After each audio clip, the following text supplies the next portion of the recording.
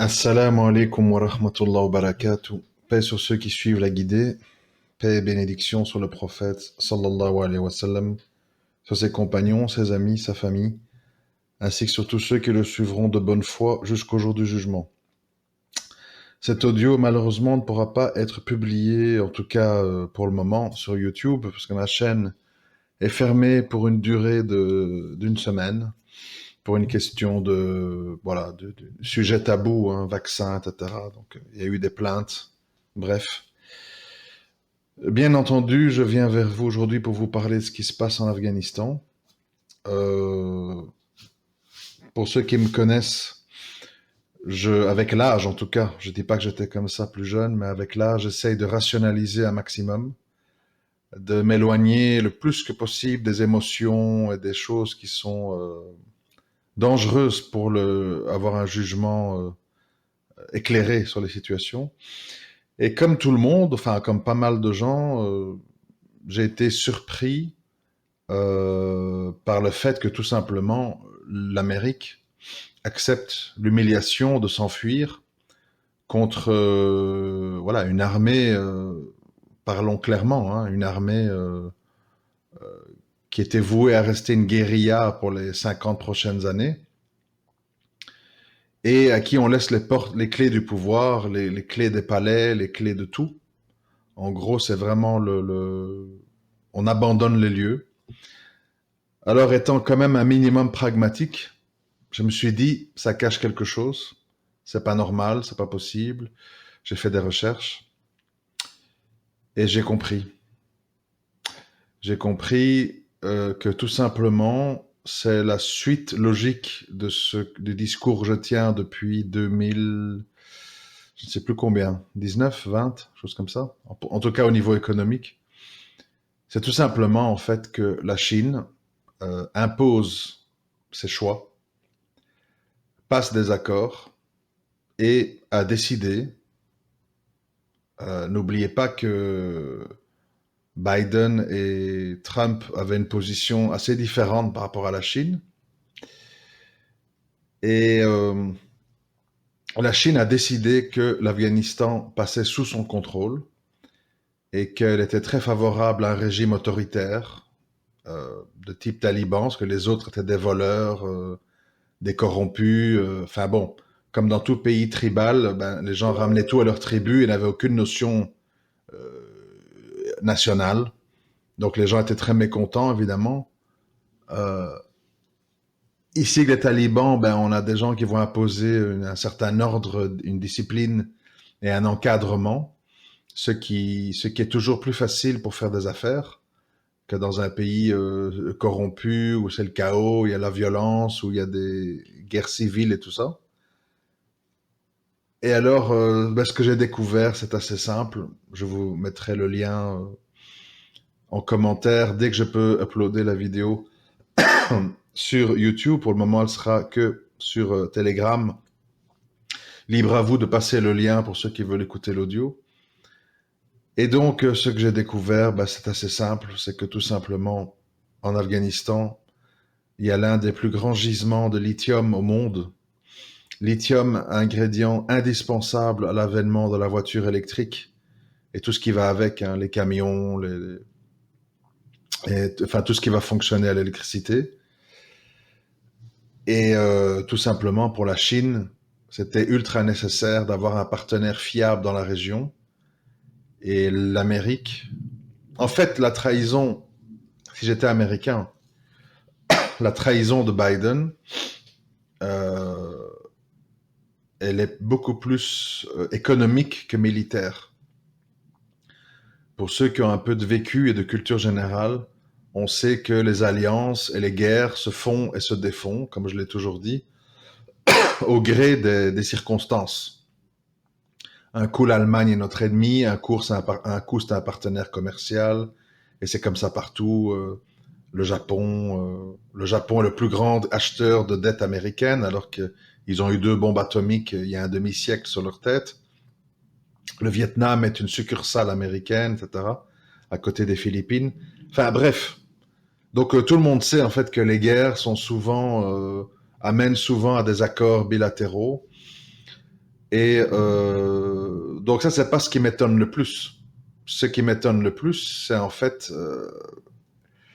si j'étais commentateur, journaliste américain, je dirais que Biden travaille pour la Chine. Parce qu'en fait, l'Amérique a dépensé des milliards. Ils ont envoyé leurs jeunes. Il y a eu 3000 morts, 20 000 blessés, plus tous les traumatisés, choc post-traumatique et compagnie. Et puis maintenant, qu'est-ce que tu dis au peuple américain? Une fois qu'on avait chassé Al-Qaïda, on n'avait rien à faire là-bas. On s'est trompé. On a perdu du temps, de l'argent, des hommes. Et maintenant, nous abandonnons le plus grand gisement de lithium aux talibans et donc à la Chine. C'est terrible pour l'Amérique. Parce que ça veut dire que des compagnies comme Tesla et beaucoup d'autres, parce que maintenant en Amérique, il y a beaucoup de sociétés actives dans le monde des transports électriques. Il y a Tesla, il y a Fisker, il y a Faraday, il y a Proterra, enfin il y a plein de sociétés qui travaillent là-dedans. Et toutes ont besoin de lithium. Donc ça veut dire en fait que, à mon avis, il y a eu une sorte d'accord tacite entre les États-Unis et la Chine, en tout cas l'administration Biden, pour dire on vous laisse le lithium afghan en échange de je ne sais pas quoi. Mais évidemment, ça, on l'explique pas aux gens. On l'explique pas aux gens. Et donc, évidemment, les gens viennent tous dans des débats en Amérique, en France, dans des débats idéologiques. Moi, je vous ai toujours dit, je sais que ça plaît pas, que c'est pas ça qu'on voudrait, mais malheureusement, c'est la réalité. Que beaucoup de choses qui se passent sous nos yeux ne sont pas idéologiques, elles sont économiques. Et quand vous aurez compris ça, admis ça, il y a beaucoup de choses en fait qui prendront un sens. Quand on vous dit par exemple que le Hamas s'est rapproché de l'Iran, c'est pas parce qu'ils sont devenus chiites, c'est parce qu'ils ont des raisons économiques de le faire. Et comme économiquement ils ont un appui, eh bien soudainement, ben, les chiites deviennent fréquentables. Et c'est comme ça partout.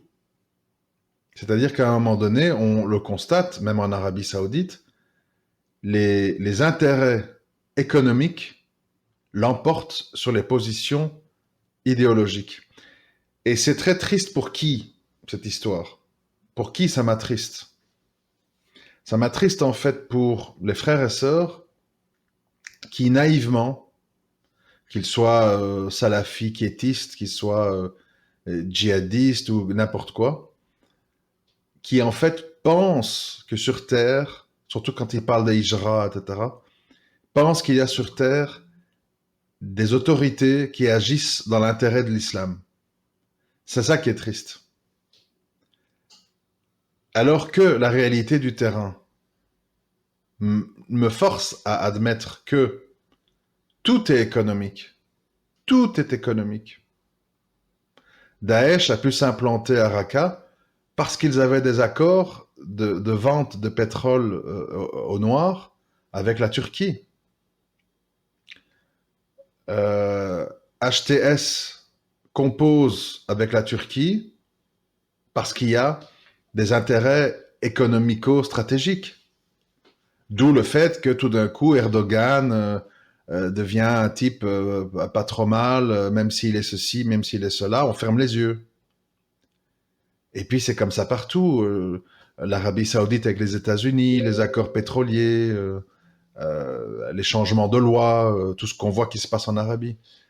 Et ça, je sais que ça fait mal à certains frères et sœurs. Mais la réalité est que pour le moment, je ne dis pas qu'un jour ça ne va pas changer, parce que comme on le sait, Allah il a son stratagème. Pour le moment, tout ce qui se passe, tous les pions qui sont bougés sur l'échiquier, le sont pour des raisons économiques. Partout, tout le temps. Rappelez-vous, quand Daesh s'est emparé de la ville de Mossoul, c'était pourquoi? Parce qu'à Mossoul, il y avait la banque centrale, il y avait tout l'argent, etc., etc. Chaque fois, ça nous ramène à l'argent, l'argent, l'argent, toujours l'argent. Et ici, maintenant, tout simplement, la Chine, sous un chantage ou une menace quelconque, Peut-être ça peut être, si vous ne laissez pas avoir accès au lithium afghan, et donc avoir à laisser nos partenaires talibans reprendre le pouvoir, nous vendons la dette américaine. Si la Chine demain vend toute la dette américaine, tombe au Moyen Âge et c'est la guerre civile. Mais les gens ils savent pas ça. Donc c'est ce qui se passe maintenant en Afghanistan, c'est simplement la Chine qui dit tous les pays qui nous entourent, autour de nous, dégagez. Occupez-vous du Mexique, du Canada, de Bolivie, du Pérou, etc. Et voilà, c'est simplement ça qui se passe. Alors évidemment, bon, les talibans eux-mêmes sont surpris. On les a vus, ils découvrent Kaboul, ils découvrent les manèges, ils rigolent, ils font une vidéo dans le palais présidentiel, ils sont tout heureux. Eux-mêmes, ils disent, on s'attendait pas à une victoire aussi rapide et tout. Mais quand ça arrive, c'est parce que c'est voulu. Vous pensez vraiment que l'Amérique va accepter cette humiliation publique, mondiale? C'est une humiliation terrible pour l'Amérique. Terrible. Et ça va être vécu comme une humiliation parce qu'ils ne peuvent pas expliquer aux gens les accords secrets avec la Chine. Ils ne peuvent pas l'expliquer officiellement. Et cette humiliation, elle a été acceptée tout simplement parce que peut-être ils n'ont pas le choix. Ils n'ont pas le choix. Sinon, la Chine leur dit, si vous ne faites pas ça, nous, on coupe les robinets de lithium et des métaux rares et toute votre économie s'écroule et tous vos projets d'énergie verte s'écroulent. Sans les métaux rares et le lithium, toute l'économie du futur s'écroule. Et donc, simplement pour moi, ce que j'en retire comme leçon, c'est que c'est l'avènement de la Chine comme superpuissance qui va finalement fixer les règles du jeu et qui va décréter qui peut être quoi et qui peut faire quoi. Et on va constater tout doucement que la Chine, c'est avec le temps, j'ai pas dit tout de suite, que la Chine en fait c'est l'Amérique, le capitalisme empire. Les Chinois c'est des athées, c'est des communistes, mais des communistes pragmatiques qui à nouveau font passer les intérêts économiques avant l'idéologie, comme d'habitude. Ça c'est la même équation pour tout le monde. Et on va voir en fait qu'ils sont impitoyables. Ils vont pas s'embarrasser de droits de l'homme, de manières. Ah, désolé, ce sont des dégâts collatéraux. Ça va être beaucoup plus brutal. Ça va être beaucoup plus sans pitié. Et après, il est possible que pour les musulmans, il y ait un bienfait indirect, peut-être non voulu. Je rappelle que finalement tout le monde s'en fout. Je vous l'ai souvent dit depuis toutes ces années. Que vous alliez à la mosquée, que vous priez, que vous jeûnez, que vous lisez le Coran, que vous faites zakat, que vous allez en pèlerinage à la Mecque, c'est pas du tout leur problème. Au contraire, prends l'avion, consomme, paye 5000 balles pour aller en Arabie, va dans un hôtel 5 étoiles, fais tes 7 tours à la Mecque. C'est pas un problème pour les gens. Jeûne pendant ton ramadan, fais des gros dîners le soir avec des dattes et du lait et de la famille. Ça les dérange pas. Le nœud du problème, il est pas là. Cet islam-là, il peut vivre aux quatre coins du monde. Au Japon, en Australie, en Nouvelle-Zélande, au Brésil, à Tahiti, où vous voulez. Cet islam-là, vous pouvez le vivre partout, sans problème. Ce qui pose problème, c'est l'islam du bien et du mal, l'islam de Al-Wala wal-Bara, l'islam du désaveu du Tarot, l'islam anti-riba, l'islam anti-mixité, etc., etc. Voilà pourquoi les musulmans et les musulmanes qu'on voit sur les réseaux sociaux, qui sont un petit peu des musulmans progressistes, pro-LGBT, féministes et compagnie, sont très fortement encouragés. Parce que c'est ça, on garde le vernis islamique, le voile ou un turban, la mosquée, les doigts, barakallahu fik, etc. Mais on expurge tout le côté réforme sociétale, valeurs, bien et mal, etc. Pour en faire simplement un outil de propagande en disant, voilà, nous les musulmans, on peut être musulmans tout en étant dans le monde transhumaniste moderne du XXIe siècle. Et donc, il faut toujours comprendre ça. Quand les gens, je vois islamophobie, c'est pas vrai, c'est pas vrai. C'est islamophobie si tu es dans un islam voyant, revendicatif, euh, pas quand tu es dans quelque chose de ta vie privée. Je répète, toujours, je le dis, je le redis, personne ne vient voir chez vous avec une caméra si vous priez ou pas, si vous lisez le Coran ou pas, si vous regardez Al Jazeera ou pas, si vous faites des dons à telle cagnotte, etc., pour telle sœur qui est à la rue, si vous réservez un billet pour aller faire votre pèlerinage, ça ne dérange personne. On vous empêche pas de ça. Même d'aller à la mosquée de votre quartier pour aller prier vos prières. Le nœud du problème, il est pas là. Le nœud du problème, c'est qu'à un moment donné, tes valeurs islamiques font que tu ne peux pas accepter certaines normes de la société dans laquelle tu vis. Mais aujourd'hui, c'est mondial, puisqu'on voit qu'en Arabie, ils ouvrent des discothèques, il y a le tourisme, il n'y a plus de réglementation sur tel et tel point. Ça veut dire que cette idéologie transhumaniste mondiale, elle rentre partout, elle amène avec elle le progrès économique, la modernité, etc., etc. Et évidemment, c'est un taux de pénétration terrible. Et voilà pourquoi malheureusement, les frères et sœurs idéalistes qui sont mobilisés par l'idéologie avant tout, ils sont toujours les dindons de la farce. C'est pour ça que quand ils vont combattre en Bosnie avec des bonnes intentions et tout, une fois la guerre finie, on leur dit, écoutez, prenez votre passeport, cassez-vous, parce qu'on n'a pas envie de wahhabites ici, on doit rentrer dans l'Europe et on veut pas que des barbus extrémistes nous fassent une mauvaise publicité. Et c'est comme ça partout. Parce qu'il y a le FMI, parce qu'il y a l'argent, parce qu'il y a les demandes d'adhésion à l'Europe, parce qu'il y a le respect des droits de l'homme, parce qu'il y a les médias, parce qu'il y a plein de choses. Le besoin d'attirer des investisseurs étrangers. Les personnes enfin en tout cas les musulmans et les musulmanes mobilisés par leur idéologie sont les bienvenus nulle part. Voilà pourquoi on parle de Khuraba, d'étrangers, parce qu'on sera des étrangers jusque dans nos familles, jusque dans nos plus proches, qui vont dire tu es fou, tu exagères, tu vois du haram partout, arrête un peu avec tes histoires de riba, de vote, de shirk, et quoi, le cirque, qu'est-ce qu'il y a?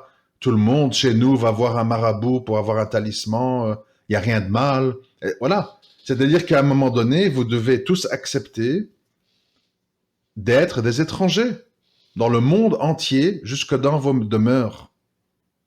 Et il faut s'en satisfaire, c'est le choix que nous avons fait. Et il faut arrêter de croire euh, que les choses comme ça dans le monde se passent, comment je vais dire, pour des raisons idéologiques. Non, ça se passe pour des raisons géostratégiques et économiques. Partout, jusqu'au fin fond de l'Arabie. Jusqu'au moment où Allah Azawajal va retourner la table. Et ça commence. Vous le voyez dans le monde est secoué de tous les côtés. On voit que d'un côté, il y a l'économie, et de l'autre côté, il y a la réalité terrestre.